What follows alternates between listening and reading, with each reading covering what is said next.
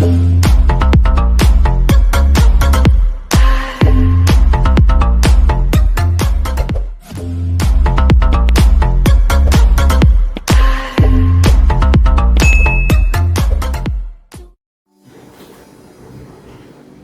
vamos então sentar com a coluna ereta, as pernas descruzadas. Vamos relaxar nossos ombros, colocar as mãos apoiadas nas costas, fazer um contato com o nosso coração.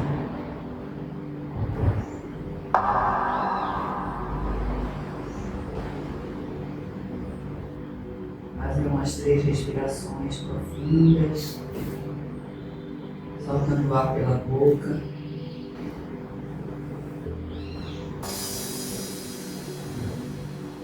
Inspirando pelo nariz e soltando pela boca.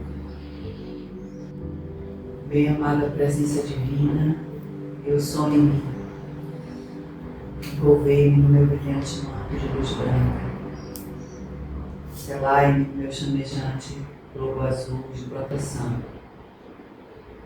Tornai-me invisível e vulnerável a tudo que é humano em mim, em volta de mim, e enviado contra mim, agora e sempre. Eu sou, eu sou, eu sou. Assim seja.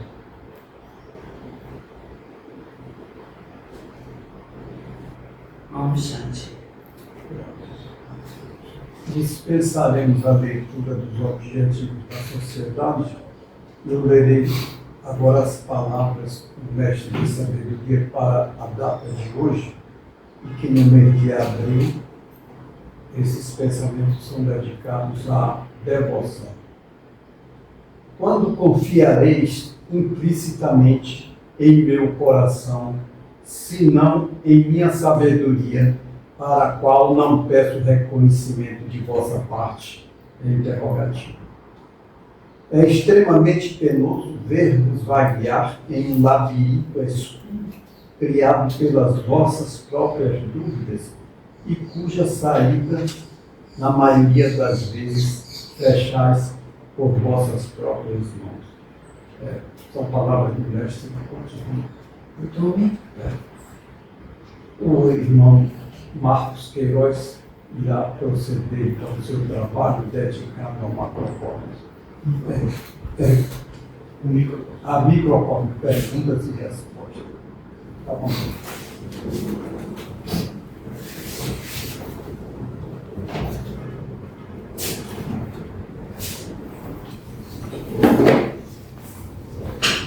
Bom, gente, como vocês estão sabendo, a gente está fazendo um estudo de um livro, né, Princípios Esotéricos, e cada tema a gente tem uma parte que é teórica e logo em seguida tem as perguntas e respostas, e agora justamente é a continuação do trabalho que nós já fazemos aqui, falando sobre microcosmos.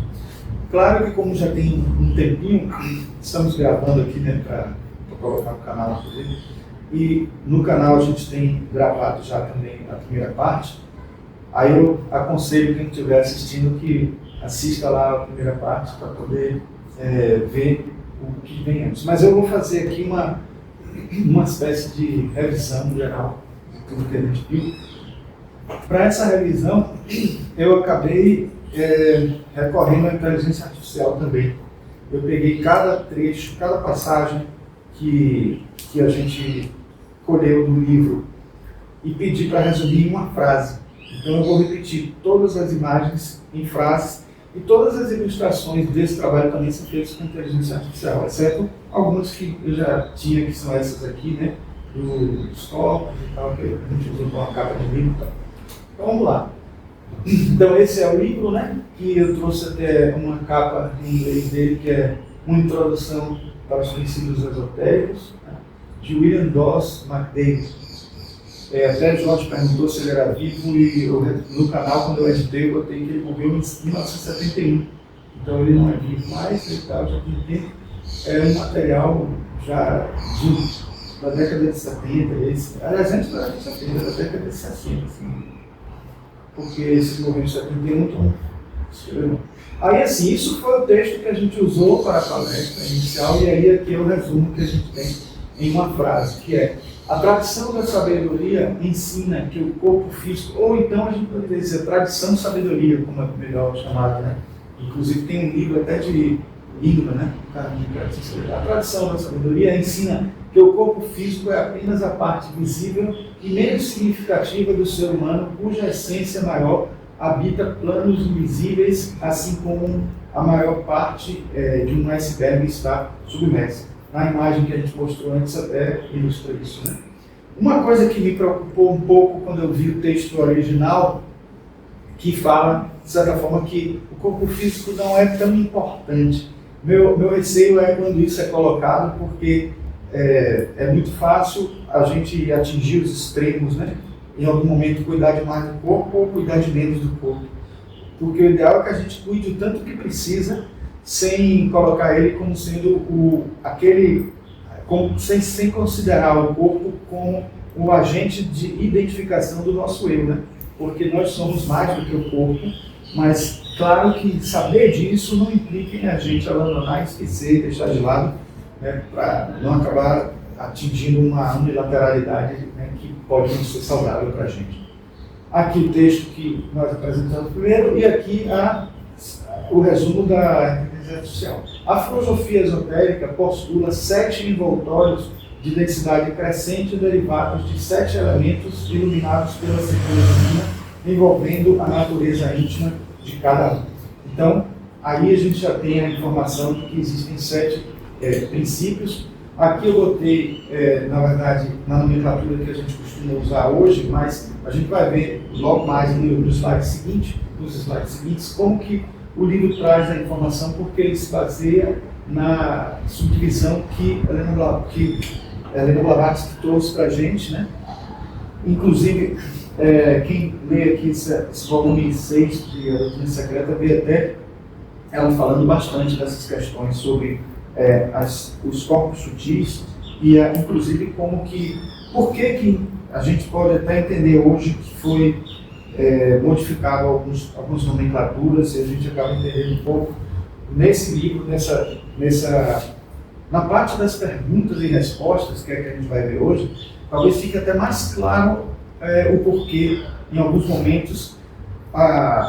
momento, essa nomenclatura foi mudada, e eu talvez não tenha visto um lugar que esclarecesse melhor isso, como nessa parte, porque um dos livros que melhor esclarece, que eu já vi até agora, é o livro Os 7 Princípios do Humano, de Annie Besant, que ela já começa a falar de como os termos foram mudando com o tempo, e como, já que a humanidade já estava usando determinada terminologia, iria confundir, ia complicar ainda mais se não fosse acatado, não fosse utilizado. A própria Helena Blavatsky, quando deu a nomenclatura, foi baseado lá em Paracelso também. O corpo astral não é uma terminologia teosófica, é de Paracelso. Então, isso já foi também se construindo a partir de como foram feitas as associações, os entendimentos. O que ela chamava de prana se tornou a própria energia do Jivatma, que percorre todos os corpos, então deixou de ser um dos corpos e deu lugar ao grupo etérico. Enfim, toda essa coisa que a gente até falou já no outro momento, a gente acaba repetindo aqui um pouco. E aqui, eu estou achando que não está muito rígido, né? Acho que está meio fora de foco aqui.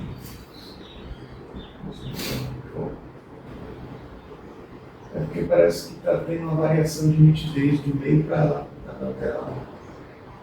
Tudo bem. Mas, de qualquer forma, aqui a gente consegue perceber que temos o plano físico, né, envolvendo o denso e o etérico, o astral, o mental, que se divide em inferior e superior, o búdico, o átmico, o anupadaka e o ádico, considerando os planos. Considerando os corpos, a gente tem até esse ponto aqui, quando a gente tem o corpo físico denso, o etérico, o astral, o mental inferior, o mental superior, o búdico e o átmico. Então a gente tem 7 corpos e 7 planos. E aqui as subdivisões em 7 subplanos, mostrando como que a gente entende hoje, né? Aqui foi uma ilustração que feita por inteligência artificial, né? E aqui as alterações que antes o Atma era considerado como envelope áurico, a própria Helena Blavatsky alterou para Atma, por aí. A própria Helena Blavatsky passou a chamar depois de Atma, entendendo que havia uma profundidade maior, porque era uma coisa assim, de depurando os termos, entendendo melhor como as coisas poderiam ser chamadas. Aqui também o Kama se tornou Pranajivatma, e aí a gente acrescenta aqui o duplo etérico, o Kama desaparece daqui, vem para cá, porque o Kama é das emoções, então o corpo astral passou a ser o responsável pelas emoções na concepção da divisão dos 7 corpos, e aí a gente tem aqui que é o mais elevado, Atma, Buddhi, Manas superior, Manas inferior, corpo astral, duplo etérico e corpo físico. E no resumo nós temos aqui, no ser humano habita uma centelha divina, o eu superior ou Atma, que é uma emanação direta do Logos, contendo em si os atributos do divino como onisciência e onipotência. Então isso é importantíssimo porque a gente consegue entender que o eu em si é uma emanação, é parte do todo e acaba sendo assim, um Deus, assim, né? Uma manifestação de Deus de alguma forma. Né? E é isso que se traduz, tudo isso que está sendo falado, né? Em mais palavras e aqui em poucas palavras. Há apenas um Atma universal ou mônada, e os espíritos individuais são 2 facetas ou emanações. Os 3 envoltórios mais sutis que se formam são Atma, Buddhi e Manas. Então aqui é já dando a ideia do que poderia ser chamado de alma aí, né? O que poderia ser chamado essa tríade superior, que a gente já está dentro da teosofia conhecendo mais, né?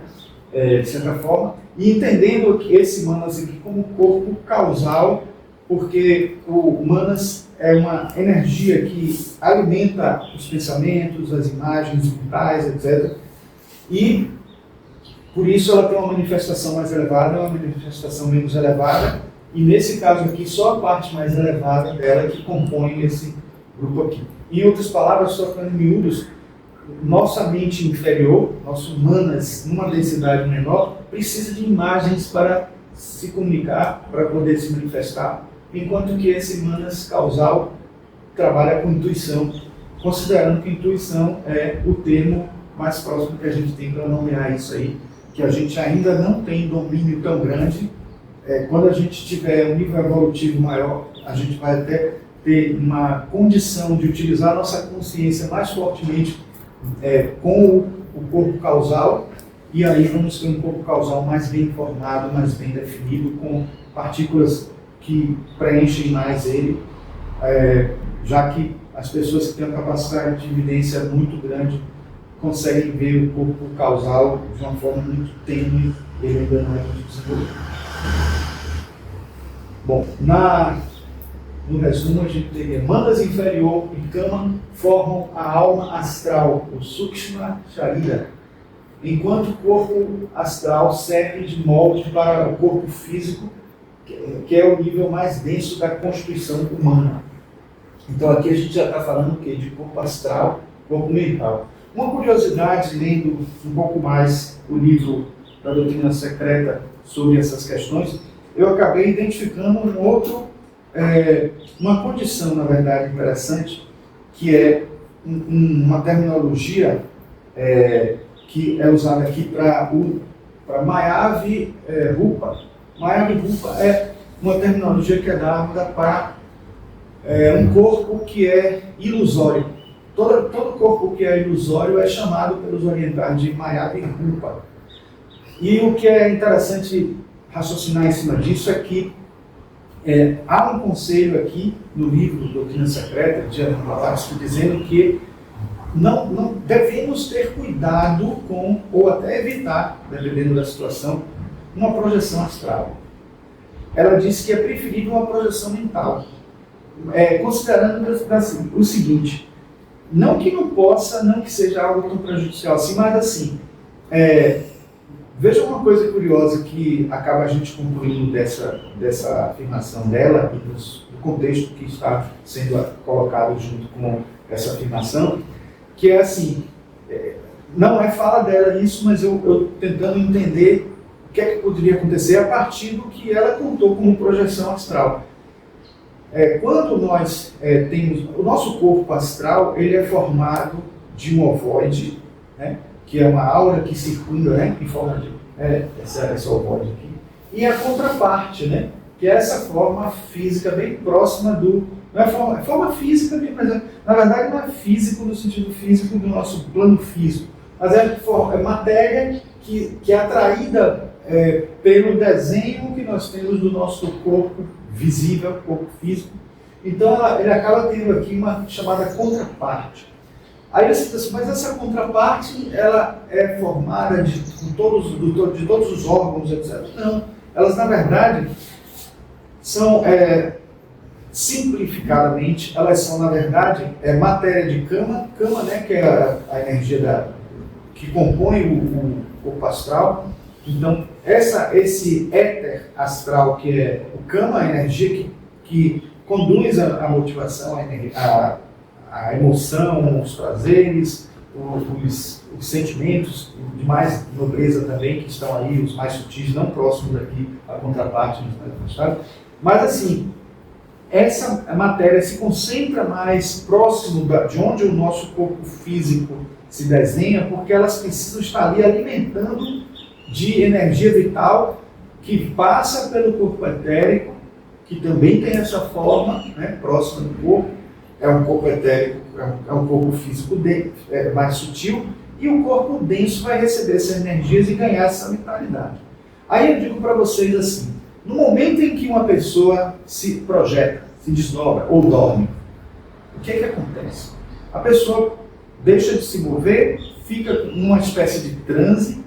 O dormir é um transe, é um estado de letargia, né, que você gradualmente vai perdendo a consciência e deixa de atuar com o corpo físico, com o cérebro físico, deixa de ter consciência do que está em volta, pelo menos uma consciência mais imediata. E aí o que acontece? Você deixa de precisar do corpo astral. O que vocês acham? Você acha que a pessoa está deitada e dormindo? Já sabemos, por exemplo, que o corpo etérico, ele precisa estar muito próximo. A informação que se sabe na teosofia é que ele se afasta um pouco.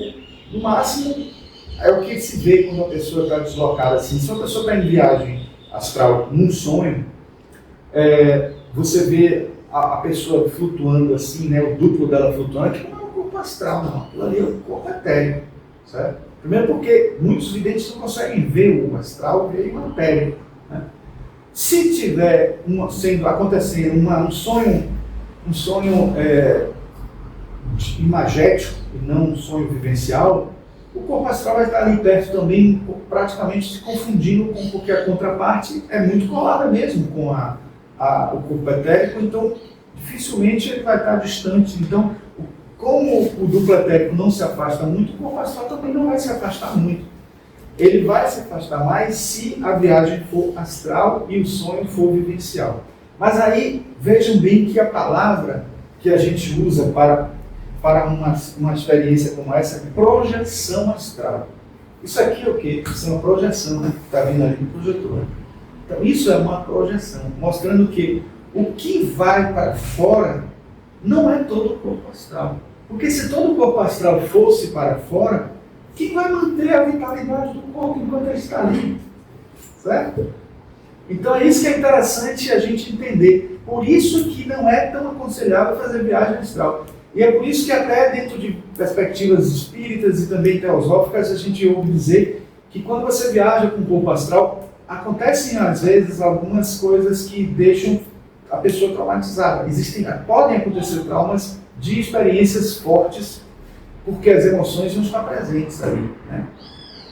Já o que Helena Blavatsky chama de Mayava Rupa é um corpo ilusório. Mayava, ilusão, Rupa, forma do corpo. Então, assim, se você pensar por esse aspecto, você projeta uma forma pensamento, que é como ela chama, inclusive. Você projeta uma forma pensamento do seu corpo, é uma imagem réplica do seu corpo, que vai numa viagem astral e numa viagem mental. Só que numa viagem mental isso é muito mais leve, muito mais sutil, não tem tanto sofrimento, não tem tanta carga emocional envolvida, porque você está projetando uma imagem mental e vai aparecer. Ela até comenta que uma pessoa que pensa num amigo que está à distância, a depender de como seja essa sua forma de pensamento, você pode estar fazendo uma viagem mental ali. Algum vidente pode até ver você do lado do amigo e você pensar que ele está projetado. Aí ele diz, poxa, que capacidade quase de um mestre de sabedoria, de conseguir ter o corpo duplicado e estar lá fazendo duas coisas ao mesmo tempo. Mas isso é uma forma de pensamento que está se manifestando ali nesse momento.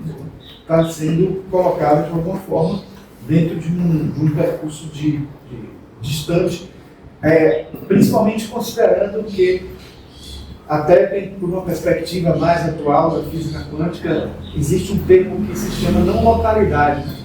Esse corpo ele não está viajando por um percurso digamos assim, convencional que nós conhecemos, né? Um caminho para chegar até lá. Então ele vai por um caminho não local. Esse é o texto que nós fizemos na primeira, e aqui o resumo. O corpo astral ou duplo etérico, chamado Linga Sharira, é um campo sutil de força e sensação que serve como modelo para o corpo físico, sendo onde residem os verdadeiros órgãos perceptivos. Aí aqui a ressalva, né, para dizer a vocês que na época era chamado corpo astral ou duplo etérico, e aí com o passar do tempo, justamente, o corpo astral passou a ser designado uma coisa e o duplo etérico outra. Então, o corpo astral é que está mais associado ao Kama, né, a energia do Kama, das emoções, dos sentimentos, etc. E o duplo etérico é o que está mais próximo do nosso corpo, que é o intermediário entre o corpo físico e o corpo astral. Ele serve de intermediário. Agora, uma curiosidade que eu também tive lendo aqui esse livro, é que ela fala de um outro... bom, mas vamos deixar para falar isso mais adiante, quando ela fala do Kamaloka e do Gatakan. Mas é interessante entender isso porque, de certa forma, a gente falou agora nesse instante da necessidade do corpo astral, porque aqui o que está se falando é exatamente do corpo astral mesmo, né? Não seria o duplo etérico, é o corpo astral, porque o duplo etérico passou a ser chamado outra coisa com o passar do tempo. Quer dizer que o corpo físico, ele é uma cópia do corpo astral, não é isso? Não, na verdade... o corpo astral é o modelo. O corpo astral é o modelo. Isso. Então não é ao contrário. A gente fica achando isso, que o físico é que modela o astral, não é ao contrário. Exatamente. O astral modela o físico. Agora, como o etérico ele é intermediário do corpo astral e o físico, quase sempre quando as pessoas veem o corpo etérico, o duplo etérico, pensam que estão vendo o astral. Entende? E é aquilo que eu disse, o astral, Então, o que se chama de fantasma seria o duplo etérico? Pode ser muitas outras coisas. Né? Na verdade, é o astral, mas não é o astral de uma pessoa encarnada, quase sempre é... Pode ser de uma desencarnada. E pode ser um castrão, alguma coisa desse tipo. Né? São as almas perdidas. Ela fala. Tem um slide que vem aí. Agora, essa questão, que o astral seja embora para o físico, significa que trabalhando as próprias emoções, o efeito sobre o corpo físico da saúde pode ser muito maior do que a gente imagina. Isso. Não, isso até se explica muito claramente quando você vê a medicina psicossomática mesmo, né? Então essa questão de como o emocional afeta o físico é muito forte, porque se a gente entende que o astral ele está ali atuando direto sobre o organismo, porque vocês pensam assim, não, ele molda o corpo físico no momento que ele se forma e a cada instante que ele vai crescendo, no processo de crescimento do corpo, envelhecimento também, etc. Mas não é só isso, porque cada ação, a gente sabe que as células da gente se renovam a cada 7 dias, muda totalmente o organismo da gente. Eu estava com um médico uma vez, no período da Semana Santa, fazendo umas brincadeiras, perguntando a inteligência artificial um monte de coisa, tipo assim, em quanto tempo as células intestinais são todas renovadas? Aí diz assim, em 4 meses as células suas intestinais já não são as mesmas, nenhuma, não tem mais nenhuma mesma célula. Entende? Então veja que coisa, né? Então o que é que garante que você... E se vocês fizerem esse exercício, perguntem ao Google, pode ser no Google mesmo, porque quando vocês perguntam direto no Google... Ao chat GPT, ele responde tudo. Sim, mas pode perguntar ao Google, porque o Google tem o Gemini.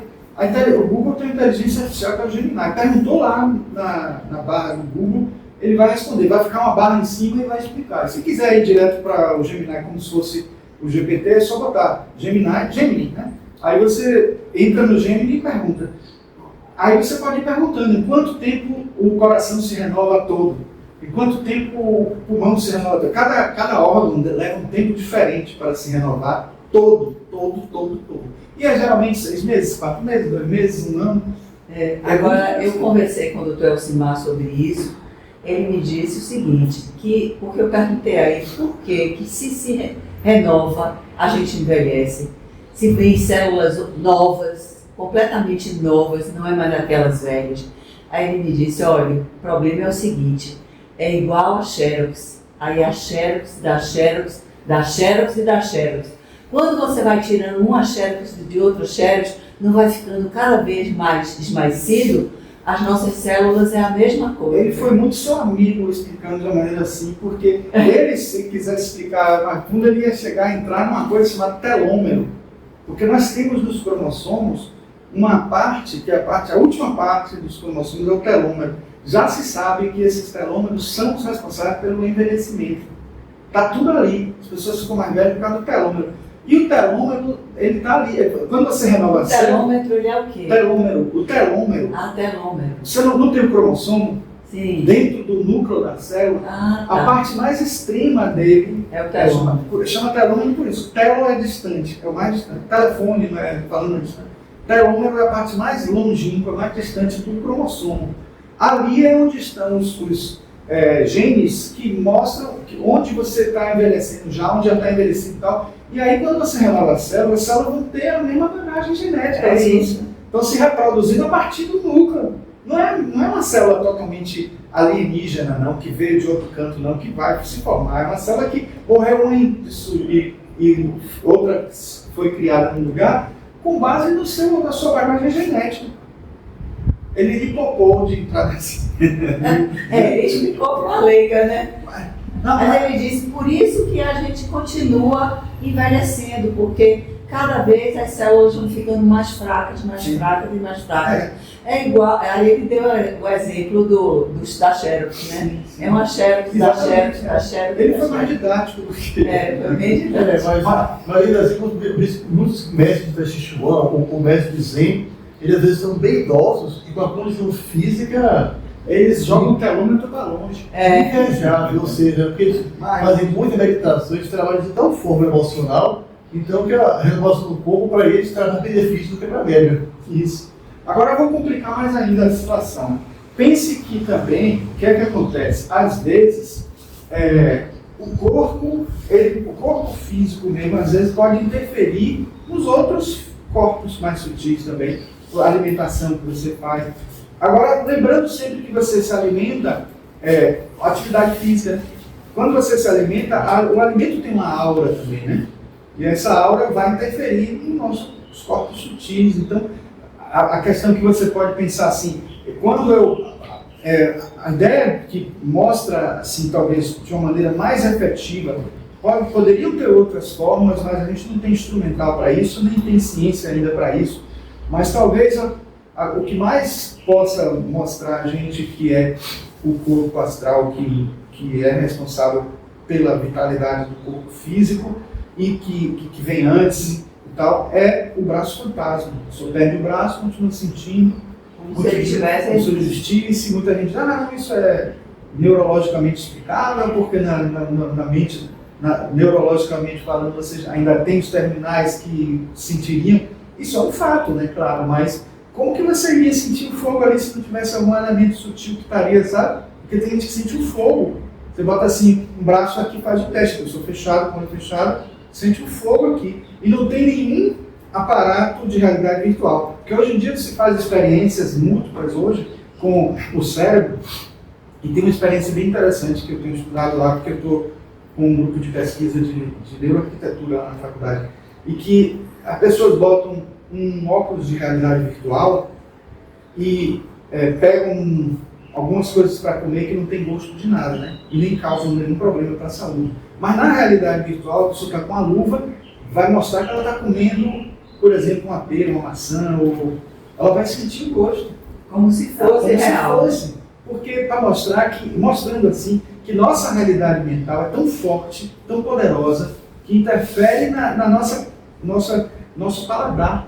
A gente acaba simulando o gosto de uma coisa que a gente... Agora, óbvio, se você já comeu antes, se você tem a experiência de ter comido, você registrou aquilo na memória. É por isso que o nosso pensamento interfere tanto na nossa saúde. E é por isso que, assim, mesmo sem você... Por exemplo, você olha uma comida no computador, uma coisa, você está morrendo de fome, você começa a salivar. Aí, muitas vezes, se você fechar os olhos e imaginar aquela comida, você vai acionar zonas cerebrais, as mesmas zonas cerebrais da pessoa que está comendo. Né?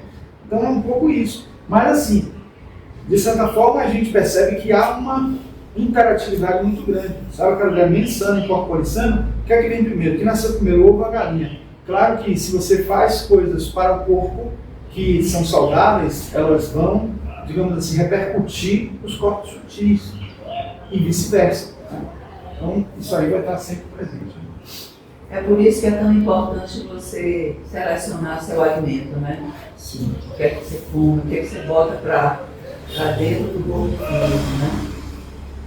Na matéria câmica, mais sutil que a astral, aí entendendo aqui na versão que ela falava antes, né, de como considera o cama como algo diferente do astral. Né? Manifestam-se emoções, paixões, desejos, expressando uma forma mais elevada de consciência chamada cama ou desejo. Então, assim, essa matéria câmica é responsável pelas emoções. Né? De alguma forma, é como se você tivesse algo que constitui esse corpo astral, é algo que constitui esses elementos que vão dar a você a emoção, vão fazer você... Assim como a matéria, a caixa, né? E do mental. Liebig que depois começou a considerar esse termo, né, como a caixa como sendo a matéria mais elementar do plano mental. Agora, os orientais, digamos assim, como um todo, consideram todas essas matérias presentes em todos os planos como também a caixa. Só que a caixa do físico, a caixa do astral, a caixa do mental, certo? Mas, assim, para facilitar a didática, acho até interessante quando você tem terminologias diferentes e a gente entende, assim, que, a grosso modo, o que a gente precisa entender aí com isso é que você tem um corpo formado de matérias como essas aí, câmicas, mas você tem o kama, que seria a energia que circula em volta nesse plano. É um pouco parecido com, por exemplo, se eu tenho um corpo físico aqui, com átomos densos, né, aqui, né, no corpo, formando diferentes elementos, lá no astral também. Não pense que lá no astral você tem só um tipo de matéria astral. Matéria astral não quer dizer que é um tipo de matéria só, não. Assim como matéria física não é um tipo que você tem hidrogênio, hélio, oxigênio, nitrogênio, você tem vários constituintes, né? E tendo vários constituintes, você tem uma matéria que é mais sólida, mais líquida, né? A gente sabe muito bem que existem vários subplanos dentro do astral. Existe o sólido no astral, o líquido no astral, o gasoso no astral, o prânico no astral, o plásmico no astral. Então, lá também tem uma energia que é respirável, né? Não existe a respiração como no físico, porque a gente não precisa de órgãos físicos com mecânica para funcionar.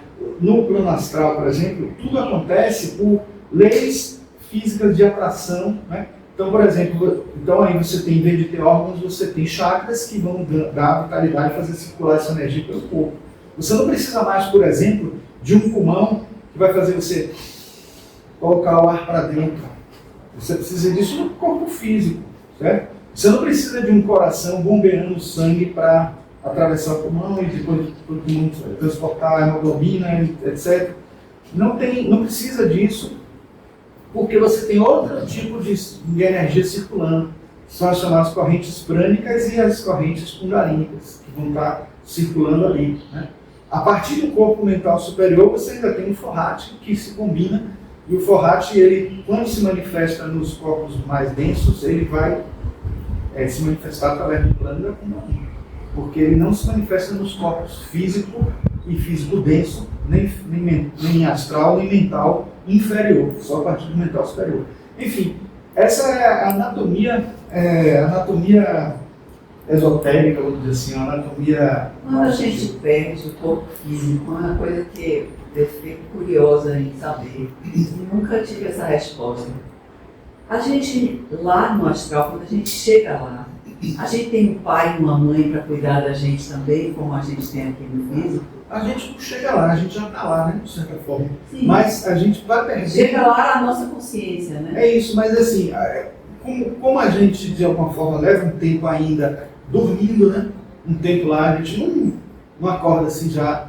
Sabe aquele tempo que você está dormindo ainda? Etc. Sim. Então depende de cada ser, dentro da perspectiva espírita, a gente sabe que, dependendo de quem seja, a idade da pessoa e tal, pessoa criança, é preciso até que tenham lá seres que até se moldam em forma de pais, como se fossem os pais dela, que ela tem ainda a lembrança da encarnação anterior. Mas assim, tem toda uma assistência, depende muito da condição, da situação, etc. Agora, a gente vai falar disso aqui, na verdade você tem a primeira morte, a segunda morte e a terceira morte. Então, Pois é. mas isso ninguém disse a você, como você não disse, se não vive de teosofia, tem. Alguns livros dele tem. Assim, dessa forma, como Sim. eu perguntei, eu nunca vi. Tá? Dizendo como que se tem alguém esperando, realmente não. Porque a gente até vê isso mais em livros espíritas. Né? Exatamente.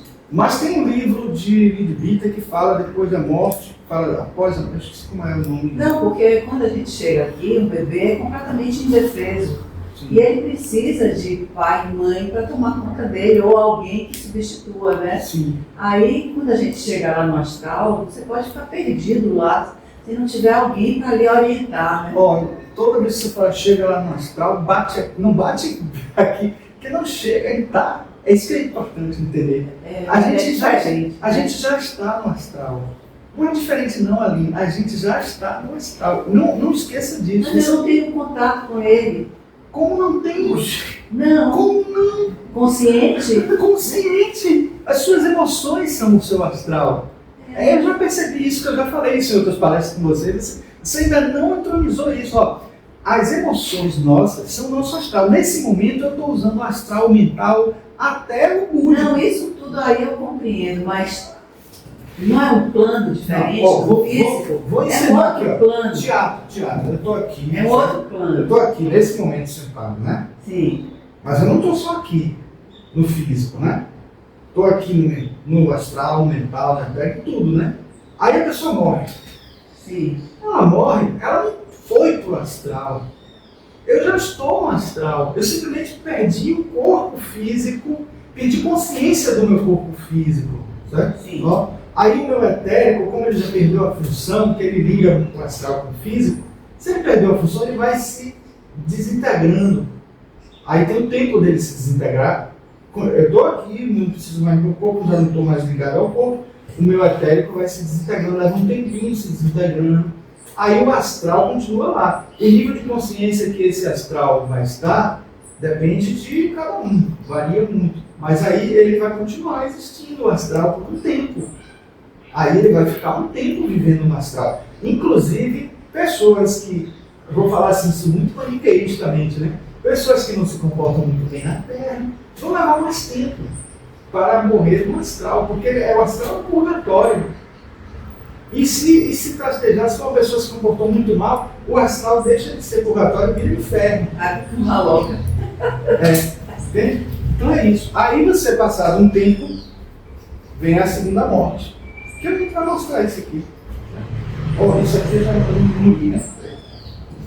O Manas inferior ou Kama Manas surge da fusão gradual entre desejo e intelecto, formando com o Kama a alma astral Sukshma Sharira, onde mente e emoção atuam em unidade.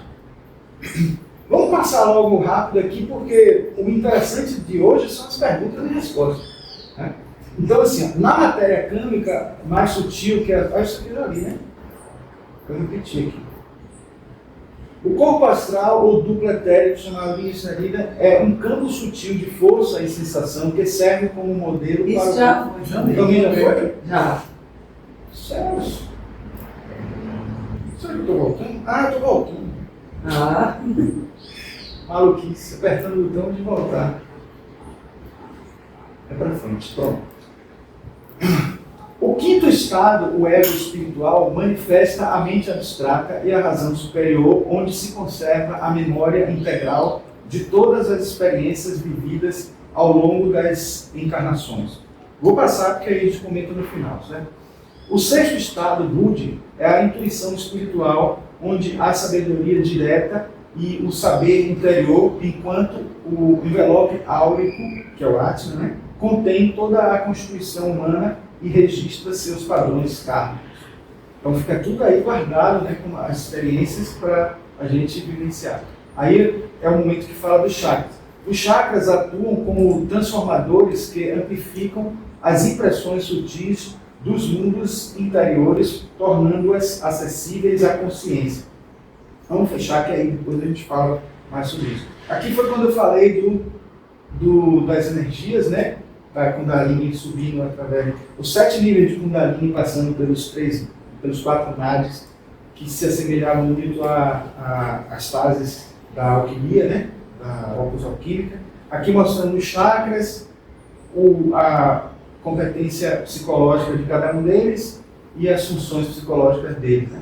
Desde o básico até o coronário, mostrando como eles, de certa forma, dentro do corpo, assumem a função de órgãos, de certa forma, que já não precisam mais por ser sutil. E mostrando como essa energia acaba acontecendo. Então, é isso que eu falo aqui, ó. Nós somos isso tudo ao mesmo tempo. Quando a gente olha isso aqui, a gente pensa que isso aqui é outro ser, isso aqui é outro ser, outro ser. Não, ou que isso aqui está muito distante, está muito longe. Não, está conectado conosco. Eu sempre gosto de enxergar mais ou menos da seguinte forma. Imagine isso daqui como uma forma tridimensional, né? Se você considerar que o corpo físico ele tem 3 dimensões, mas vamos imaginar que a gente subtrai uma dimensão. Imagine que o corpo físico deixa de ter 3 dimensões, ele tem 2 dimensões. É isso aqui, 2 dimensões, certo? Então, se ele tem 2 dimensões, o corpo astral tem 4 dimensões, porque na realidade a gente subtraindo uma dimensão, o corpo físico tem 3 dimensões, o corpo astral tem 4, mas se a gente subtrai do corpo físico e subtrai do astral, o físico passa a ter 2 dimensões, o astral passa a ter 3 dimensões. Aí eu imagino com vocês aqui, se isso aqui for o nosso corpo físico, isso aqui for o nosso corpo astral, certo? Eu faço isso e eu estou conectado. Então, na verdade, o meu corpo físico e o meu corpo astral são uma coisa só que um é com 2 dimensões e o outro com 3 dimensões. Perceberam como está aí mostrada a união com o conjunto todo o sistema da gente, né? Os 7 corpos são todos nesse nível. Porque esse aqui, o corpo astral, que tem aqui, está representado com 3 dimensões, mas que ele na verdade tem 4, ele se conecta como parte do corpo mental que tem uma dimensão a mais, que é parte do corpo búdico que tem uma dimensão a mais. E aí vai. Então é por isso que a gente às vezes pensa, não, o corpo astral é uma coisa, o mental é outra. Não é. É só como se fosse uma fatia. É como se você bagasse uma fatia, né? Eu estou dizendo aqui o tempo inteiro assim, várias vezes eu já disse que, por exemplo, quando nós somos uma emanação divina, um raio do Sol, esse raio do Sol faz parte do Sol. Claro que não é a mesma coisa, mas ele faz parte. Então é integrante, sabe? É um conjunto. Pegando a totalidade, a gente faz parte, né? E toda a integralidade do ser está assim, unida dessa maneira, certo? Dentro dessa união. Bom, aí entendendo isso aqui, que os chakras se conectam, e já mostra até a função do chakra. Eu estou fazendo isso aqui, de certa forma, respondendo já para ficar mais fácil quando as perguntas que estão lá na frente vão acontecer e ficarem mais fáceis de responder. Vai ser vocês até vão poder automaticamente responder. Durante o sono e a morte, a consciência se interioriza, separando-se progressivamente do físico e tornando-se mais mental, com os chakras amplificando as impressões dos planos interiores. Todas essas ilustrações são feitas com inteligência artificial. A morte do corpo físico libera a entidade permanente, mas o corpo astral se desintegra após a morte, assim como o físico. Primeiro se desintegra o etérico, depois o astral, depois o mental inferior. Se a pessoa tiver um pouquinho de merecimento, ela leva mais tempo no mental superior, que é o ideal, é o céu, vamos dizer assim. O mental superior é como se você estivesse alcançando o céu de mais alto nível, mas só que tem pessoas que merecem ficar muito pouco tempo ou quase não ficam no corpo. É o Devakan, né? Na verdade, não é nem o Devakan. O Devakan é o mental como um todo, né? Mas você experimentar os últimos subplanos do Devakan, isso nem todo mundo consegue. Porque é o sétimo céu. Porque o Devakan é o plano mental, certo? Como um todo. Você, assim como no físico, a gente tem dois corpos atuando no mesmo plano. O corpo físico denso e o corpo físico etérico. No Devakan, a gente tem os dois também. A gente tem o corpo mental inferior e o corpo mental superior. Com um detalhe que o corpo mental superior, ele ainda é muito mais sutil. A diferença de sutileza entre o mental inferior e o mental superior é muito maior do que entre o físico denso e o físico etérico. Porque enquanto no físico a gente tem 3 subplanos do físico denso e 4 dos subplanos do etérico, no mental a gente tem 4 subplanos do plano mental inferior e só 3 do mental superior. São os 3 últimos planos mais sutis que existem, subplanos mais sutis, que formam o corpo mental superior, que é o corpo causal. Então, se livrar do corpo mental é uma bênção, é uma conquista que quem está no céu, que vai alcançar no céu ainda mais elevado. Entende? Passou pelo astral, chegou no céu, mas mesmo assim, o que os livros de teosofia falam é que você, quando consegue chegar a vivenciar o mundo com o seu corpo mental superior, você ainda não está totalmente livre, não está vivenciando a alma, porque a alma, o mental superior é uma pontinha da alma, né? Porque é Manas, na verdade o mental superior é o Manas que se conecta com o Buda e com o Atma, né? Formando aquele triângulo. Mas esse Manas já é como se você tivesse chegado em casa, é assim que eles falam, como se você tivesse voltado para casa. Entendeu? E a energia que se conquista com isso para a nova encarnação é muito forte. A entidade permanente revestida da alma astral entra no Kama Loka após a morte do corpo físico, onde se desvincula do invólucro externo e separa o Manas inferior. A casa da alma astral ligada a desejos terrenos desintegra-se após a morte, mas pode ser confundida com espíritos em sessões espíritas. Aquilo que a gente tinha visto já se falaram aqui. Após a morte, a individualidade espiritual entra no estado de Devakan, um mundo de sonho subjetivo, onde os desejos do ego são realizados. Esse subjetivo eu abro umas aspas aí, porque, na verdade, dentro de uma perspectiva psicológica, vamos dizer assim, a gente entende que é subjetivo porque depende do ser para acontecer, para viver, etc.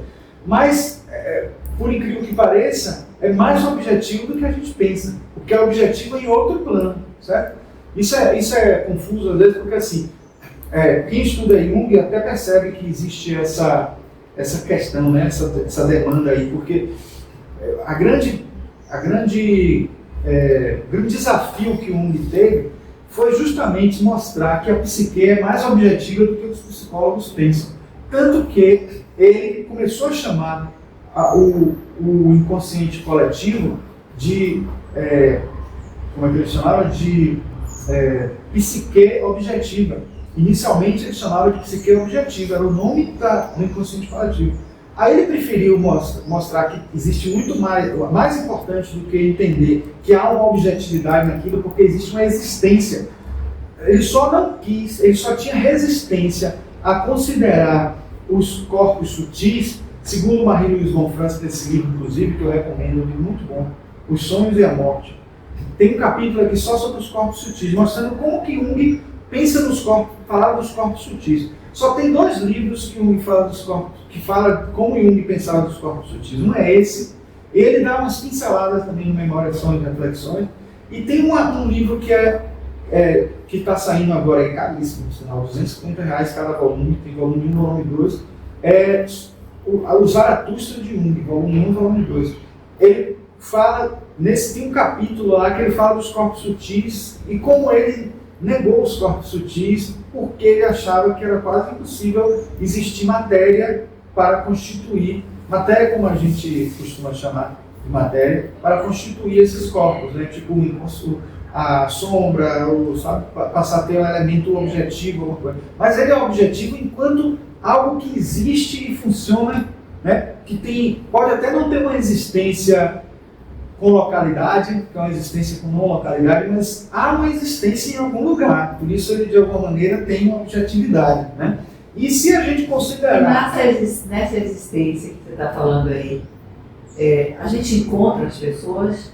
Sim. Outras pessoas que já estejam desencarnadas? Sim. Com certeza. Veja, Isso eu tenho maior dúvida. A gente encontra as pessoas que a gente ama. E aí, Paulo, o que faz com a linha?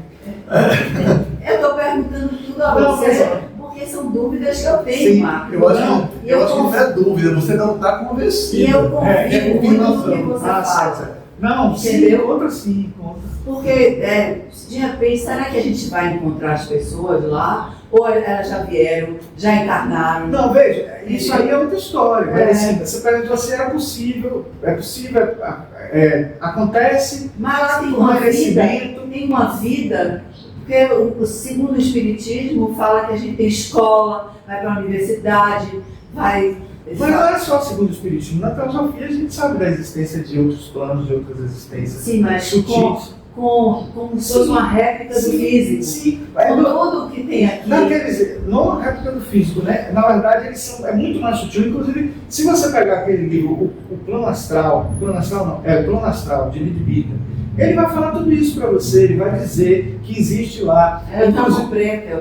Que a existência lá é diferente da daqui, porque, por exemplo, porque o que você está falando, por exemplo, vamos supor, colônias espirituais, como tem no Espiritismo. O pessoal, ali é uma vivência intermediária, você está saindo do mundo físico e vivenciando algo que se assemelha ao físico e chega perto do físico e a pessoa até acostuma a pessoa num processo de tratamento para se libertar completamente. Ali não é ainda aquele astral livre de todos, é uns níveis mais subplanos mais densos. Não é o astral. Não, porque no astral você flutua, você é uma pessoa livre para viajar quando você quiser, você vai poder, não vai precisar viajar de avião não, você vai flutuar. Isso é dito por Lidbita. Que aqui pode ter um monte de gente flutuando. Sim. E não precisa nem estar com a existência assim, de alminha passando assim, não, porque isso, veja, se você tem o seu corpo físico e está dependendo da contraparte, quando você desencarna, você não depende mais dessa contraparte. Principalmente, você vai ter uma vivência, né, lá no Kamaloka. O Kamaloka, assim, ele vai estar lá na sua existência acontecendo, você passando por toda essa experiência com a sua contraparte, como se fosse uma vida normal, etc. E aos poucos vai chegando até o Devachan, e o Devachan vai ter uma sutileza ainda maior. Certo? Agora, nessa existência, nessa coexistência aqui, você não vai encontrar assim, alminhas passando assim. Você vai ter pessoas que quando você se concentra, pode ser que uma consciência se aproxime porque você precisou de uma entidade, de um auxiliar invisível que vai, naquele momento, ajudar você. A gente já passou por tudo isso, né? Mas não lembra. Não, mas eu lembro. Eu já fui mediúnico. Você lembra? Eu já fui Não, você lembra das suas vivências no astral? Sim, não. Eu pensei que você estava falando, você já passou por tudo isso de ver. Não, as vivências do astral. Porque, por um acaso, você sabe, eu também sou espírita, né? Nem todos Eu sei, por isso eu estou perguntando. Então, assim, já passei por experiência de ver, de conversar com o espírito. Né? Um dia eu até conto essas experiências aí. Então, assim,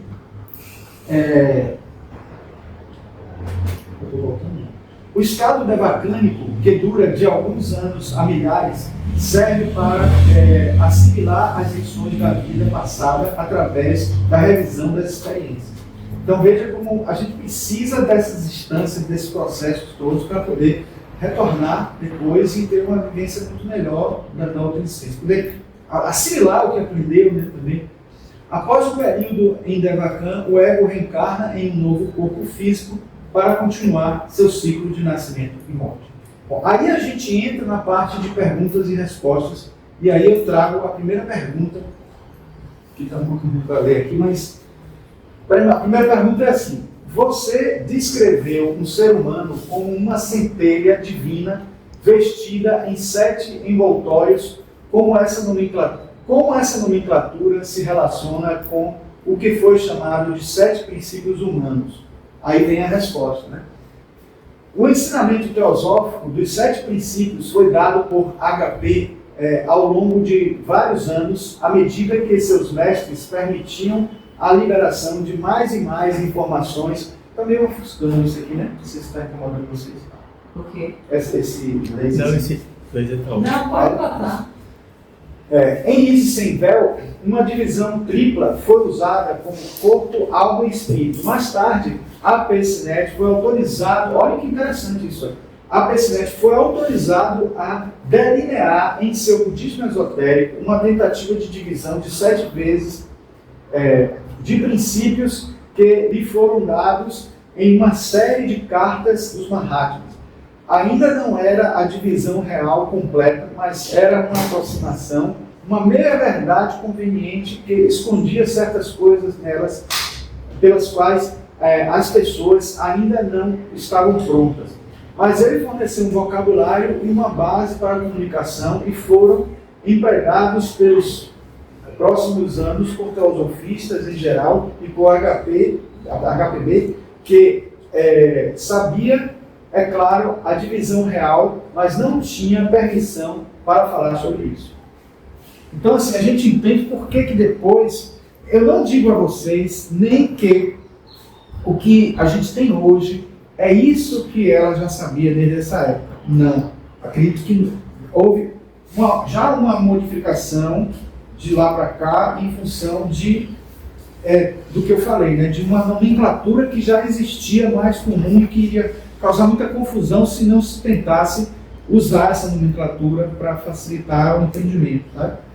Até mesmo, por exemplo, uma coisa que a gente vê Annie Besant falar, que os próprios teosofistas deixaram de usar o termo plano, né? Plano físico, plano etérico. Porque o plano tem a ver com localidade, né?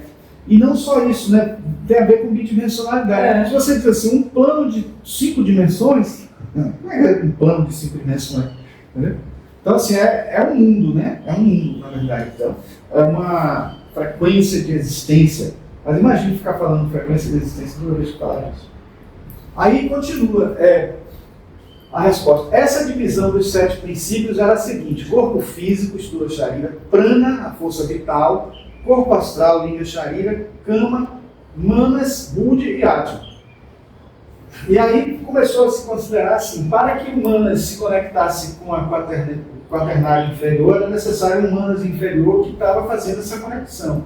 Então, na verdade, esse manas inferior que surgiu como uma força que antes não estava sendo assinalada, mostrada. Ela estava concentrada toda, como se concentrasse toda aqui. Aí tudo foi passando mais para lá, e aí, por exemplo, o mental inferior, o Kama, que passou a ser o corpo astral, o Linga Sharira foi a nomenclatura que passou a ser usada para o duplo etérico, né? O Prana deixou de ser um corpo, mas ele passa a ser o Jivatma, que é aquela conexão que liga todos os outros corpos, né? Que é a força vital, e o corpo físico continuou Sthula Sharira. Tá?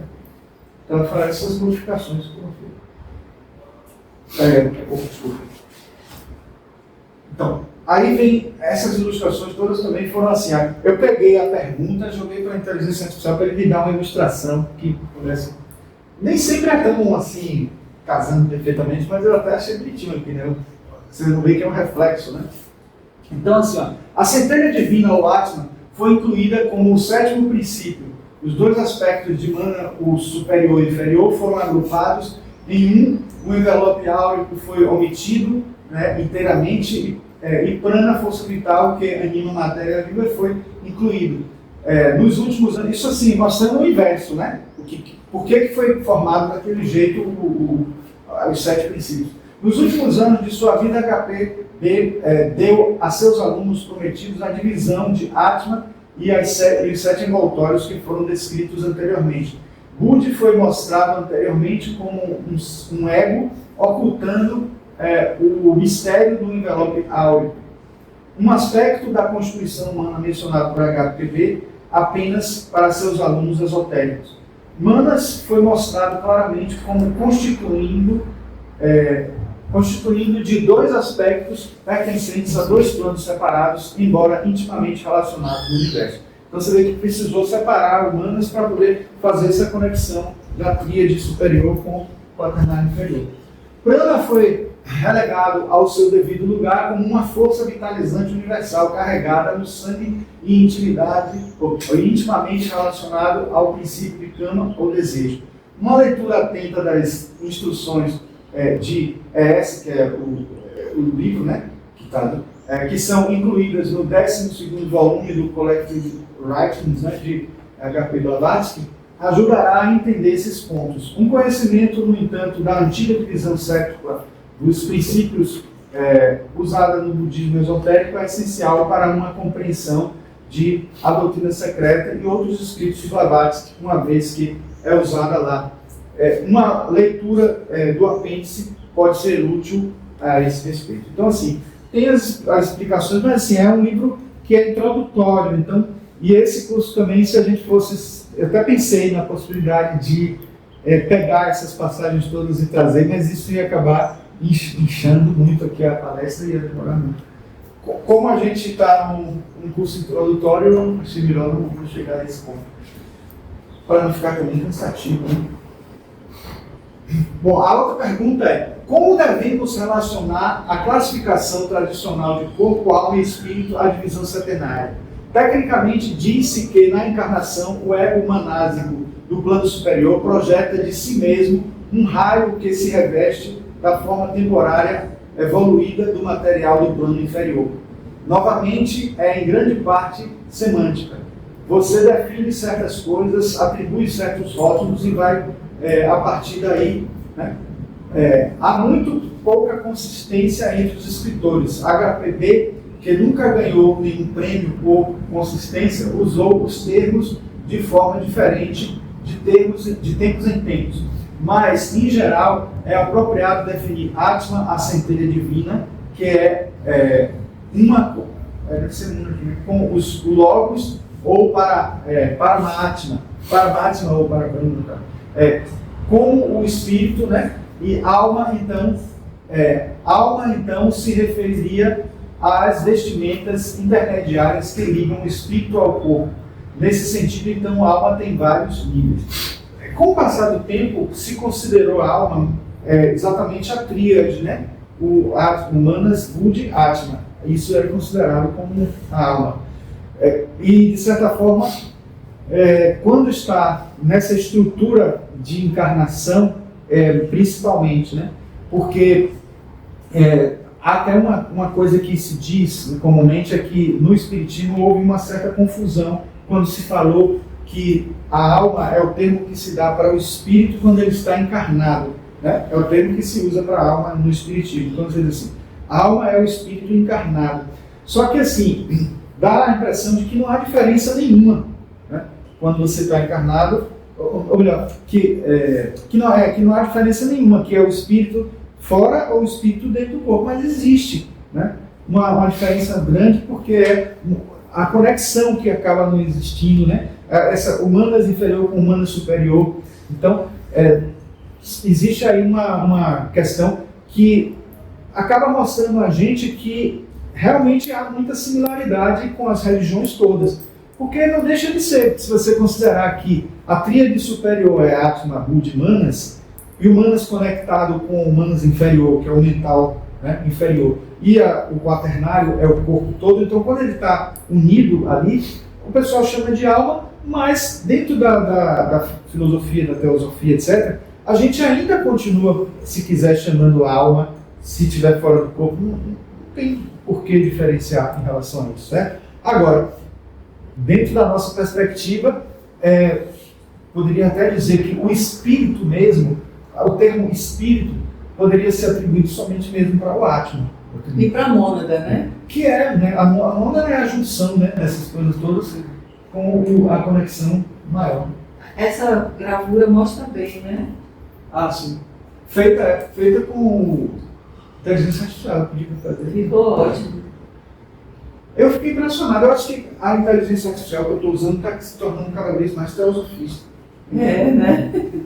E é engraçado, viu, que as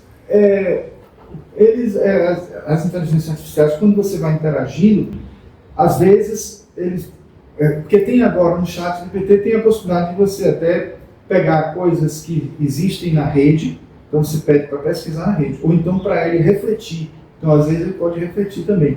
E agora também tem a opção de criar imagem. São respostas muito incríveis. Mas assim, é bom ter consciência de que quando você quer que ele reflita e quando você quer que ele pesquise, para que ele não invente coisas, porque às vezes eles inventam coisas. E aí várias vezes já aconteceu de eu corrigir, né? Isso aí está equivocado, peço desculpas e tal. Já vou assimilar para outras perguntas futuras e não repetir. Então assim, é quase como se tivesse também, que existe uma coisa chamada Learning Machine, que é um dispositivo no inteligência artificial, que foi o que fez a inteligência artificial dar esse salto todo de 2023 para cá, foi justamente a máquina começar a aprender, né? Então eles aprendem com a gente, né? E não só com o que é colocado de input diretamente já antes, mas que permite eles fazerem essas conexões, mas também o que a gente conversa com eles e tudo que a gente passa para eles, eles guardam. E não tem problema de esquecer, não, porque a memória deles não é sempre... A Skynet está mais próxima agora. Daquele filme de Hollywood. Tenha medo disso aí, né? Que é o Exterminador do Futuro.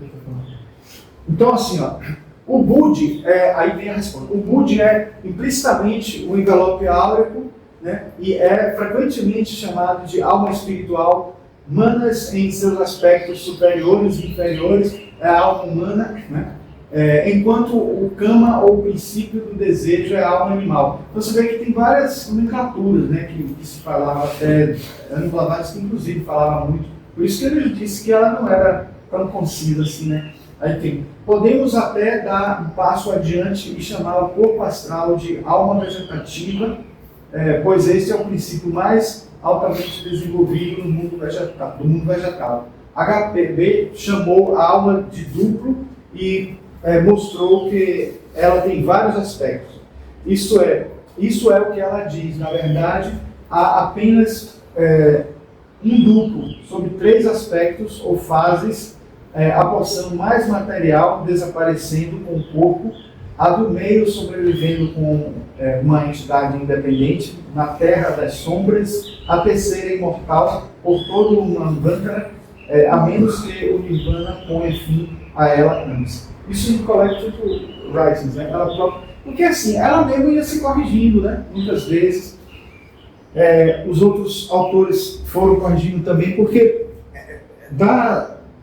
do livro dela, Isis Sem Véu para a Doutrina Secreta, ela já corrigiu muita coisa, e dentro da Doutrina Secreta ela também corrigiu algumas coisas que a gente vê no collecting blind. A outra pergunta, foi declarado que o período passado em Kamaloka é um tempo de grande luta e é sempre assim? Aí a ilustração que veio faz não no caso de uma pessoa pura e santa que não foi apegada durante a vida aos apetites e desejos. A gente tem um exemplo de um que está sendo sepultado, foi sepultado hoje aí, né, que provavelmente vai ter uma outra realidade. Você viu os pássaros voando, que coisa linda em cima da praça. Para tal, a permanência em Kamaloka é caracterizada como uma inconsciência sonhadora, da qual ele ou ela despertará no Devachan. O Kamarupa, ou corpo do desejo, é sacudido facilmente, sem grande luta. Mas, infelizmente, muitos de nós não estamos tão livres de nossas paixões. Então, tá aí uma resposta bem interessante. Outra pergunta está bem ruim para ler, mas eu vou ler. Já ouvi a palavra preso à terra. O que isso significa? Pode se referir a várias coisas. Quando morremos, diz o ocultista francês Eliphas Lévy, desse livro aqui, né? Nossas almas devem, antes de tudo, se livrar da luz astral impura que as envolve e aprisiona.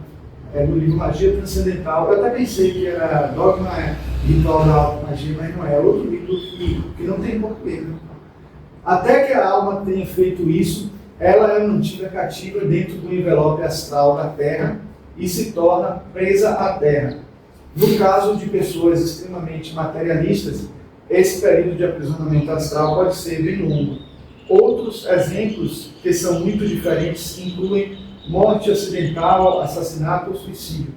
Foi mencionado que em circunstâncias normais, o desgaste do duplo astral ou linha sharira é responsável pela morte do corpo físico.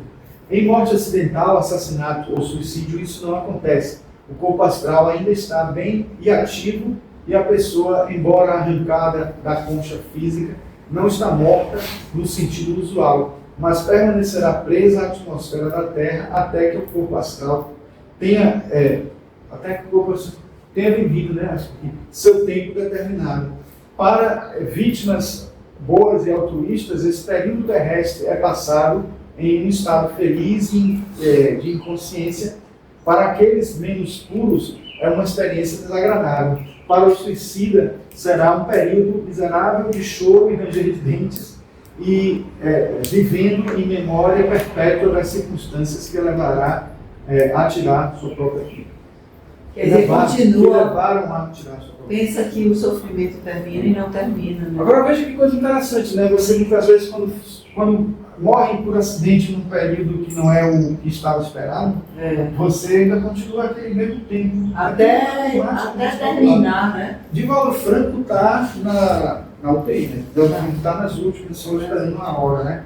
Ele foi um dos que disse que conseguiu passar o período em que ele já devia ter morrido há muito tempo. E ele avisou algum tempo atrás que os espíritos avisaram ele de que ele já estava perto de ir embora. Isso atualmente agora. Atualmente. Mas ainda está vivo. Está vivo.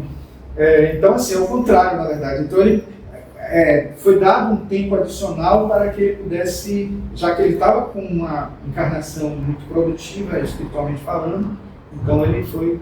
Mas é diferente o que está falando. É o contrário. Ele está dizendo que, assim, existe também o oposto.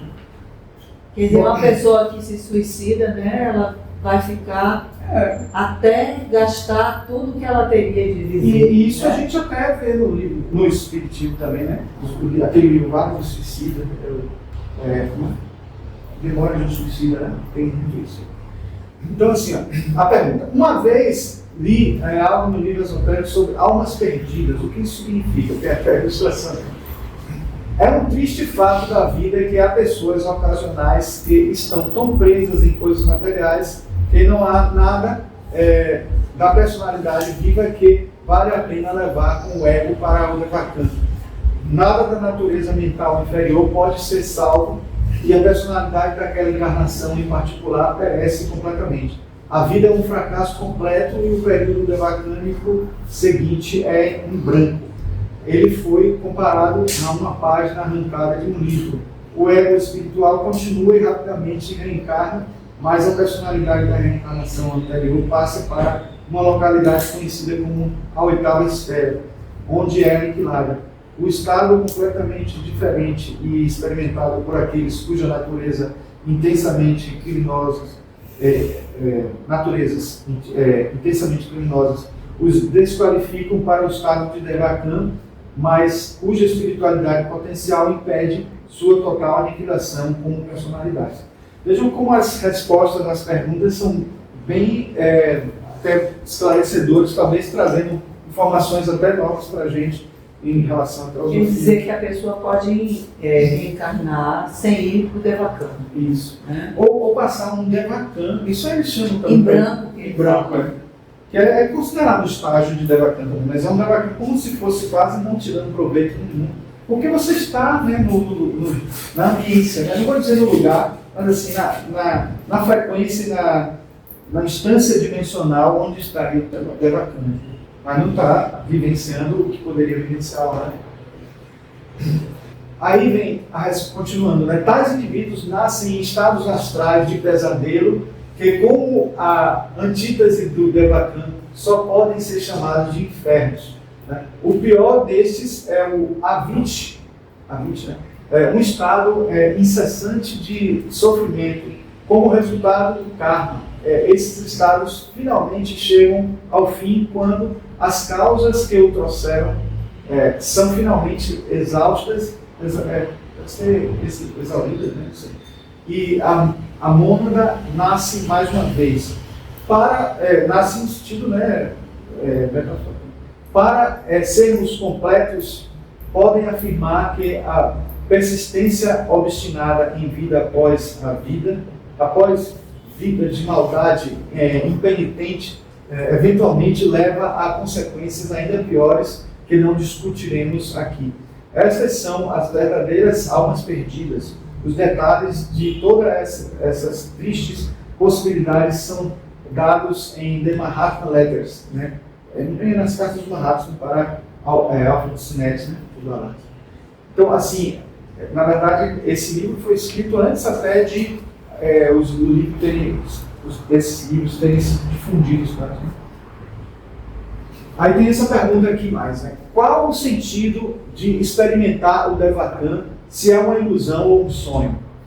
Diz, também pergunte qual é o sentido de dormir e sonhar, já que tudo é vazio ou ilusão. O Devakan é um período de descanso muito necessário para o ego espiritual. É um tempo para a digestão da experiência adquirida na vida que foi uma preparação para a vida que está por vir. Isso até, a gente estava falando aqui de Trigueirinho antes, né? Trigueirinho tem um livro sobre o sonho, né? E ele fala, tem uma passagem desse livro dele que ele fala muito da importância de você vivenciar o astral. Não é como tomar um banho, só tomar um banho é importantíssimo para a saúde, da mesma forma que dormir, para que a gente possa ter um momento vivendo lá no astral, e esse momento vivendo lá no astral, mesmo que seja só com uma vivência mental, com um sonho, isso já traz um benefício enorme para o ser humano. E aí eu diria a vocês que dependendo da pessoa, da necessidade da pessoa, pode ser mais de um jeito ou de outro, e por isso que muitos terapeutas dizem que só o fato de você sonhar já é algo de muito positivo para a pessoa do ponto de vista terapêutico. Às vezes é uma coisa tão boba, né? A gente está fazendo um trabalho, não sei se vocês viram no grupo da gente, eu botei lá um trabalho que a gente está fazendo lá na faculdade de um parapódio. Já ouviram falar de parapódio? Parapódio é um aparato ortopédico que serve para fazer as pessoas que são paraplégicas ficarem em pé. O pódio vem de pódio, né? A pessoa ficar em pé num pódio, que ganha em primeiro lugar, segundo lugar, aquele pódio. Né? Então, você tem parapódio e tetrapódio, mas nem precisa tanto porque o parapódio já serve para a pessoa tetraplégica. E a gente resolveu esse ano lá na faculdade fazer com os alunos designers de parapódios, e a Venturoli, a madeireira, resolveu doar para executar, e a gente vai doar para uma ONG de microcefalia. Você não chegou a ver o vídeo não, né? Não vi, não. Botei no grupo lá. Eu vou olhar. assim, é uma ONG que se chama Abraço à Microcefalia, e a gente já visitou lá, e a ideia é os alunos vão fazer para pódios, projetos, e o que ganhar vai ser executado para... Aí eu estou dizendo tudo isso por quê? Porque o parapódio, ele serve para a criança ficar em pé. São crianças que sofreram...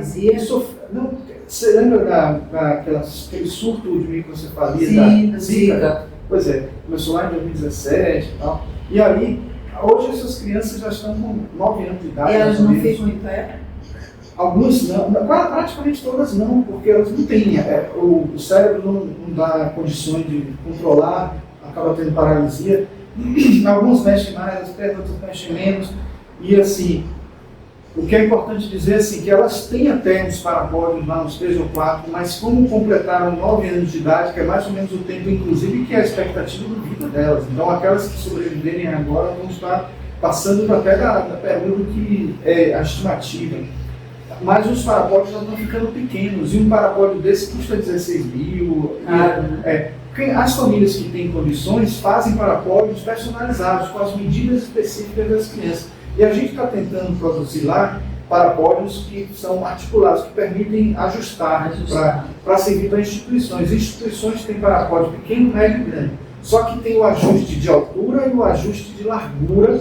Tem um fixador aqui, outro fixador debaixo do braço, outro nos quadris, e outro na frente do joelho. E elas vão conseguir andar com isso? A criança, ela tem a tendência dela, como ela não consegue ficar, é fazer isso. Então tem que ter uma retenção aqui. Não, elas não são. Entenda, é esse ponto que eu quero chegar. Ele vai ter rodinha e você pode caminhar. Aí eu pergunto, para que serve parapódio? Vocês nem imaginam. Se a criança fica 30 minutos, 1 hora, 2 horas em pé, vocês não sabem o benefício que causa para a criança. Circulatório, respiratório, no desgaste que tem de músculo, que ela fica sentada, deitada e não fica em pé, de não utilizar alguns músculos que geralmente a criança fica por estar em pé. Ela não deve passar de 2 horas, porque passando de 2 horas, a fisioterapeuta que nos orientou, ela acaba também sendo prejudicial. Por eles terem uma quantidade pequena de parapódio, pelo número de crianças que são atendidas, elas ficam em geral 30 minutos. Se a gente conseguir mais parapódios, pode conseguir que as crianças consigam ficar até 2 horas, no período em que elas estão lá.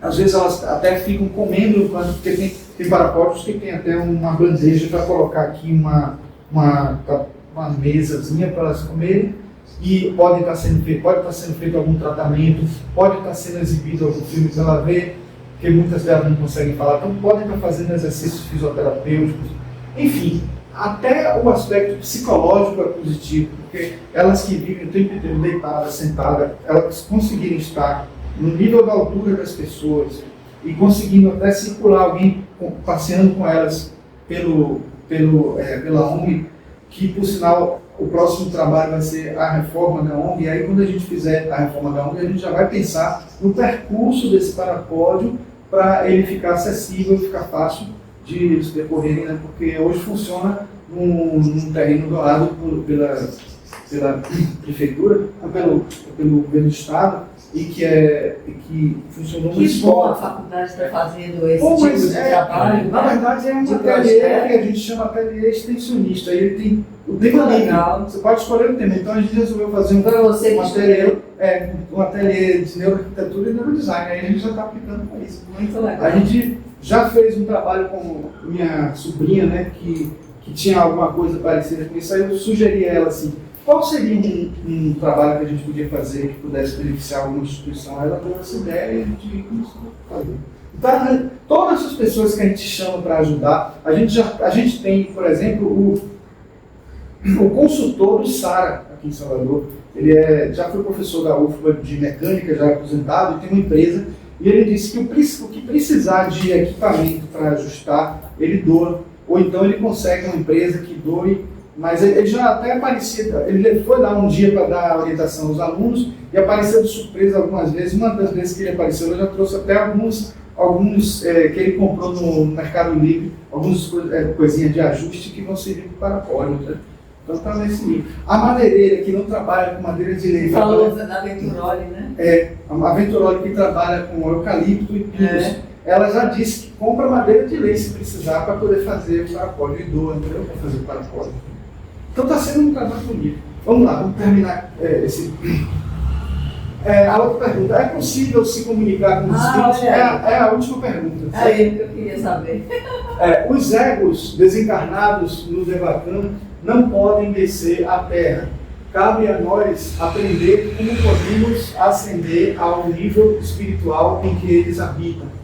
E tal comunhão pode de fato ser praticada por aqueles que sabem como fazê-lo. É dito que durante o sono todos nós desfrutamos dessa comunhão com nossos entes queridos que estão no Devachan. No entanto, geralmente não fazemos de volta à consciência, não trazemos de volta à consciência desperta as memórias de tais experiências. Alguns sim, né? Práticas espiritualistas para a tentativa de comunicação com os mortos, por outro lado, devem ser evitadas. Cascudos espíritos presos à terra de vários tipos, incluindo suicidas e vítimas de morte acidental, bem como os espíritos elementais travessos, estão todos lá dentro de fácil acesso do médium. Nenhum deles pode ajudar o inquiridor nesse plano, nem o inquiridor pode ser de qualquer ajuda para eles. O ocultista evita a relação espiritualista com tais entidades, considerando a prática como necromancia pura e simples. Aí eu tenho um pensamento bem diferente dos espíritas, né? Isso. Mas, assim, tem um pouco, assim, boa parte do que está aí eu já vejo como verdade, certo? Né? Exato. Agora, eu vejo também alguns livros de teosofia mesmo, que falam de pessoas que têm uma habilidade especial para comunicar com os espíritos. Porque essa resposta é uma resposta para a época e uma resposta para a maioria das pessoas. É como se você vai falar numa palestra, né? Mas já se sabe hoje que existem seres que conseguem fazer. Seres como, por exemplo, vai dizer que Chico Xavier não conseguia se comunicar com os espíritos. Divaldo também. Divaldo Franco, entendeu? Então, assim, eles têm um nome para isso. Eu nunca lembro esse nome, mas tem um nome para essas pessoas que conseguem. Não sei se Paulo lembra. Eu acho que essa comunicação, eles levam o nível de consciência até o mental. Isso. Aí conseguem ter essa comunicação. Por isso que são os que têm essa habilidade, que aí ele não detalhou, não entrou nesse. Aliás, ele até falou aqui no começo, né? Mas existem essas pessoas que conseguem. Porque assim, como os espíritos não conseguem, não têm essa habilidade de conseguir se comunicar quando quiser, ele vai ter que ter sempre a ajuda de algum ser mais elevado para fazer isso. Naturalmente não acontece, entende? Porque no astral eles pegam discussões diferentes, não é do ser. Para coisa eleva a consciência. O Chico Xavier que tem uma habilidade maior. Isso. Aí eles vão até o mental. Exatamente. Bom, aqui eu trouxe só os livros que ele coloca como referência, né? Então você vê aqui os 7 princípios do homem que eu falei, né? De Bessa, o livro de Collective Writing, né? Que inclusive a gente tem aqui todos eles, os 2 volumes. Não sei se são 2 volumes, só sei que é o volume 12 que ele usou aqui, né? E a chave para a teosofia, que por sinal eu botei a capa da edição nova que saiu há pouco tempo, né? Eu nem tenho ela, né? Que foi relançada, né? A edição, com nova tradução, revisão aqui. Agora tem aqui depois, para finalizar, mais algumas perguntas adicionais que são rápidas. Eu não vou responder, mas porque acaba o tempo, mas assim, considerando o que a gente já falou, vocês vão ver que já tem a resposta. Mas eu vou mostrar. Eu trouxe as perguntas, né, que são perguntas adicionais, né? E trouxe ilustrações que vão ajudar vocês a fazerem o gatilho com a resposta, certo? Então vamos lá. Primeira pergunta, aqui, questões para consideração. Por que um ser humano é chamado de microcosmos? Na verdade, ele reproduz o macro, né? O micro no macro.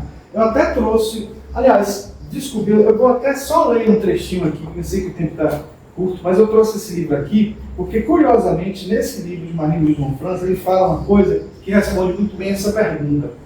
No livro que não é de teosofia, mas ele diz uma coisa assim, ó, O homem é um microcosmos. E como o universo possui mente, aí bota até nous entre parênteses, né? Razão, logos, né? E um corpo tanto mortal quanto divino. Sua natureza mental corresponde às estrelas fixas, a mente a Saturno e a dimensão social a Júpiter. O lado irracional compõe-se de paixões, Marte, eloquência, Mercúrio, desejo, Vênus, percepção, Sol e o aspecto vegetativo, Lua. Interessante porque assim, ele fez uma correspondência de todas as energias existentes Os no planetas, com os planetas, com o universo. Então, ele é um microcosmo. Esse é um aspecto psicológico, astrológico, aí, junguiano, e tantos outros podem ser feitos aí de alusão a isso. Mas as outras eu prometo que eu não vou ler nada não aqui. Ó. Por que se diz que há apenas um átomo no universo? Aí trouxe até uma ilustração que é complementando, de certa forma, a que estava aqui, né? Que é, na verdade, mostrando que existe esse raio de luz do Sol e todos os raios seguintes. Esse capítulo postula a mente superior e a mente inferior humanas. Explique como elas diferem em função, dando exemplos se possível. Isso aqui a gente até falou já, né? Mas no fundo, basicamente, uma é uma mente que precisa de imagens, precisa de alguma forma para poder se comunicar, palavras, sons, cheiros, odores, etc., que se manifestem, e a outra não. Tem um psicólogo que uma vez achou assim, gente, é só isso mesmo a diferença do mental inferior para o superior, é o fato de um ser concreto e outro ser abstrato. O problema é que não é o concreto e abstrato que a gente está acostumado a falar na vida prática, nem na psicologia. É o concreto nesse sentido, né? Precisar de manifestação e não precisar, porque você, no mental superior, você está trabalhando na essência, né? É como o Jung chamava o número, não o fenômeno. É o que está acima do fenômeno. Você consegue conceber algo mais elevado que a mente? É difícil pensar em uma existência subjetiva além da mente, exceto como especulação. Isso faz sentido para você como algo que faz parte de nós aqui e agora? Eu não lembro nem o que foi que eu botei como ilustração. Botei isso aqui. Ó. Isso aqui é o mental inferior e superior, que seria o que seria assim uma bud, né? Intuição de alguma forma. Qual é a diferença entre os termos rupa e arupa? Quais planos você acha que compõem os níveis arupa de um ser humano? Quando eu botei essas duas ilustrações, eu me senti assim, eu fiquei com vontade de perguntar assim, qual desses dois vocês considerariam rupa e qual vocês considerariam arupa? Esse e esse aqui. Rupa e arupa. Por quê? Porque o arupa é o mais sutil de todos, né? E o outro, o rupa é o mais concreto. Porque alguém poderia pensar assim, olha, mas ele tem uma forma circular, e o arupa é o que não tem forma. Mas como pode um ser arupa e ter essa forma circular? Mas é exatamente essa a questão. O fato de não ter forma não é não ter forma no sentido de... Porque ele vai ser amorfo, ele está aqui em brilho, é uma coisa brilhante. Mas ele não está nem se expressando com cores, nem pensamentos, nem nada. Ele é algo que é acima de tudo isso. É o que está antes dessas manifestações todas. É bem sutil, né?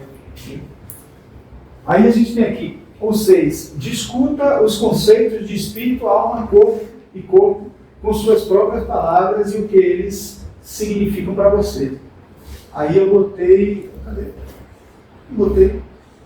Tá aqui. Que é aquela mesma ilustração. Tá? E aí depois tem assim, ó. Que parte do ser humano é permanente? Quais partes perduram de uma encarnação para a próxima? Quais partes são renovadas a cada nova encarnação? Aí eu botei justamente aqui, de um para outro, só acrescentei, dei um destaque para as partes, a alma e o espírito. Né?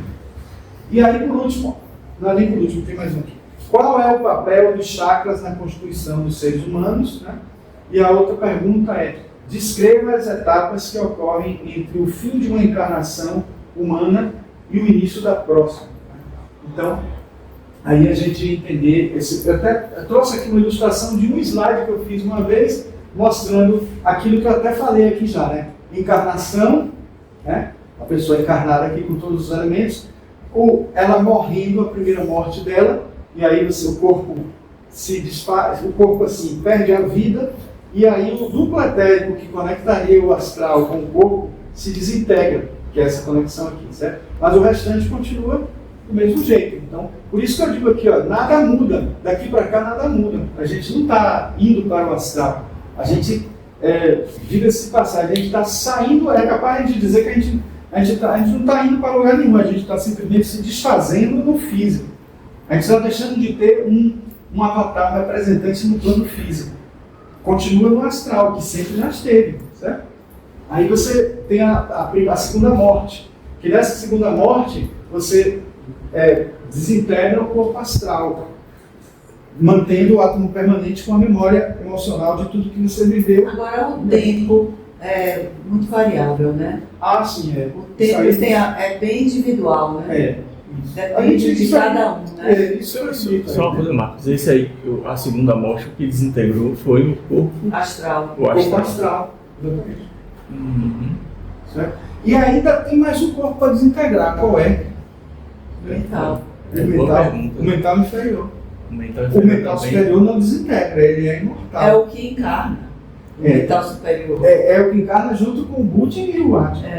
Aí você tem o desencarno, a terceira morte, que é o chamado céu superior, que nem todo mundo dura muito tempo. O Devakan ele pode durar até muito tempo. Quer seja passando em branco ou não, ele vai passar muito tempo aqui. Mas esse aqui, ó, tem gente que nem passa por ele. Tem autores que dizem que a gente nem passa, às vezes, porque assim, já desintegrou e pronto, já vai participar de reencarnar, sabe? Porque já é como se tivesse passado o período que ele tinha de vivência, né, do outro lado. Aqui mais algumas ilustrações que foram feitas e eu acabei não encaixando em página nenhuma, trouxe aqui para a gente ver como muito foi. bonitas, né? Botou chakra demais nas pessoas, tudo bem. Inteligência artificial tem que passar por uns crimezinhos aí. E é isso, terminou. Muito bom. Ainda continuo cheio de dúvidas. Bom, ali eu acho que isso é uma dúvida. Eu tenho um pouco de medo. Quando eu deixar o corpo físico enrolar, que vou estar no astral, como é que vai ser? Não é um pouquinho de medo, não? Ah, sim, né? Sim. Com aquela medo do desconhecido, que não é nem tão desconhecido assim, eu tenho me preparado muito para isso, pensado muito nisso. Né? Porque cada vez mais perto a gente chega. Não é? Cada vez a gente está mais perto, então a gente tem que se preparar muito. Meu Deus, como é que vai ser quando chegar lá? Agora, eu vou ser sincero, eu não tenho muito medo. Eu já sonhei. Curiosidade. Eu já sonhei uma vez com isso. E sonhei que eu tomava um tiro. E aí, acordava no astral e ficava me acalmando porque eu tinha tomado esse tiro, entendeu? E dizia assim, fique calma, você está no astral, fique... Nossa, que sonho. Olha, lá você não tem o risco de passar fome, porque não vai precisar. Toda dificuldade financeira lá não tem esse problema. De ser assaltado, de ser atacado, você também não tem. Aí, Claro que não, é isso que eu me pergunto. Eu achei muito mais perigoso. Eu soube que lá você fica com fome e não tem como matar a fome. Quem foi que disse isso? Alguém que queria assustar, né?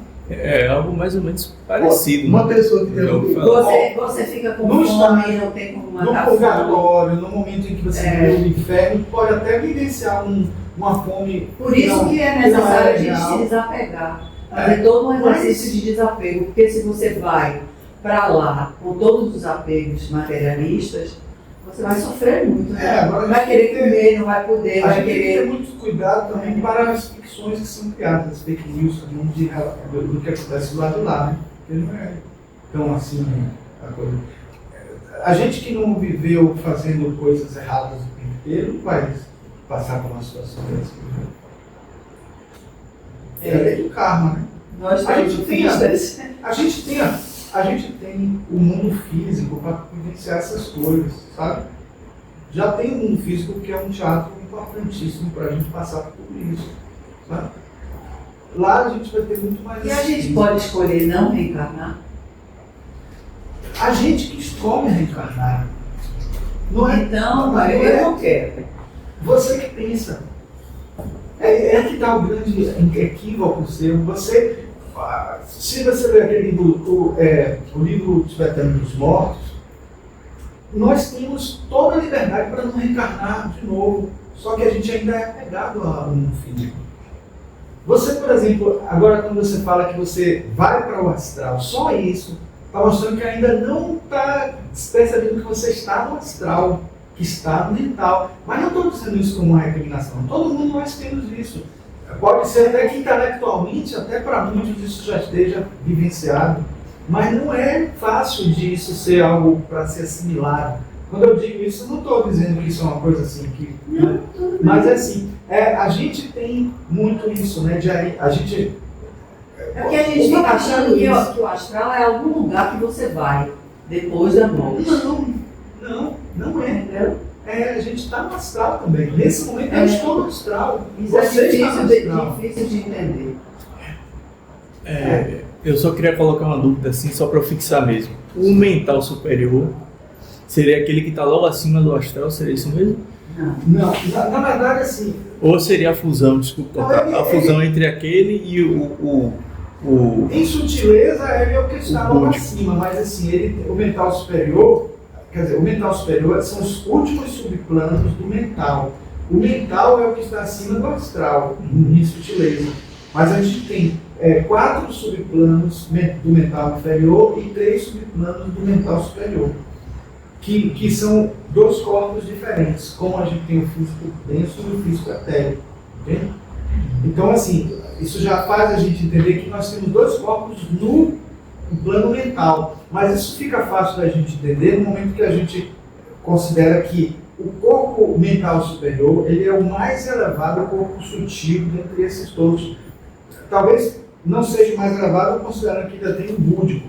E considerando que o Atman não é nem considerado um corpo.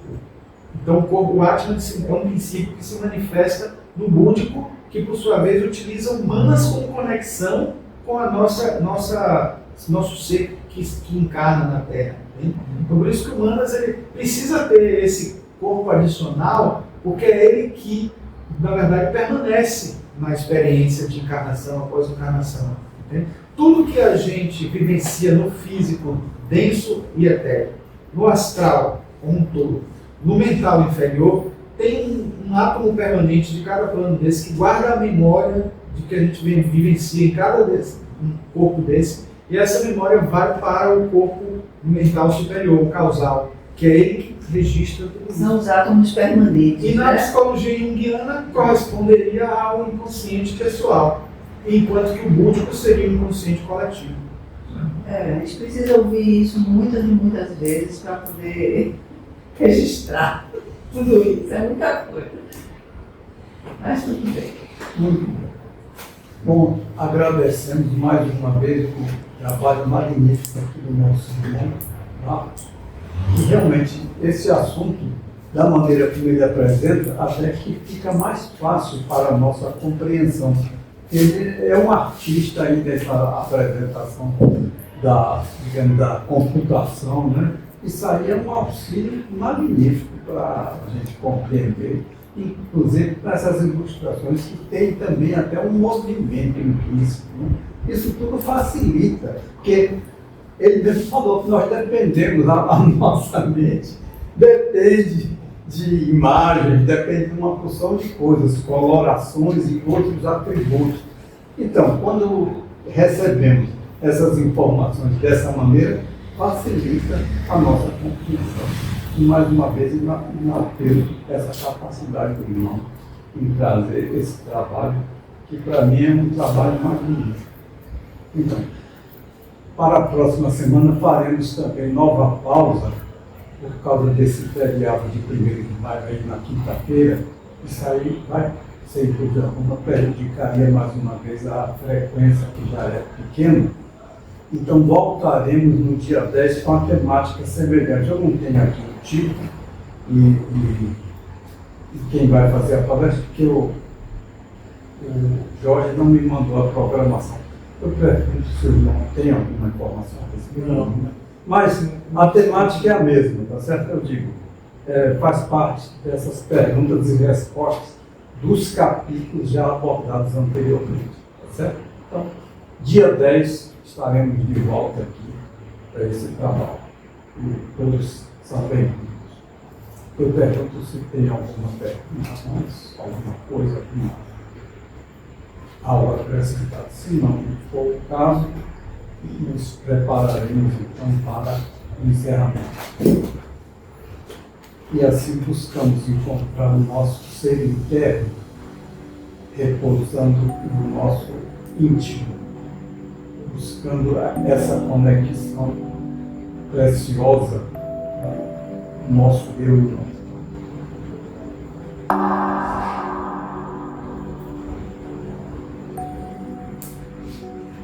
Aos gloriosos mestres que dirigem o destino desta loja e a todos os seres que auxiliam a evolução da humanidade. Agradecemos de todo o coração o auxílio que nos concederam nesta sessão e a toda a proteção que eles dispensaram para praticar o bem. Deus de muitos nomes, amado por todos os povos, te pedimos pela paz de nossos corações, de nossos lares, de nossos povos, de nosso mundo, a paz de tua vontade, a paz de nossas necessidades.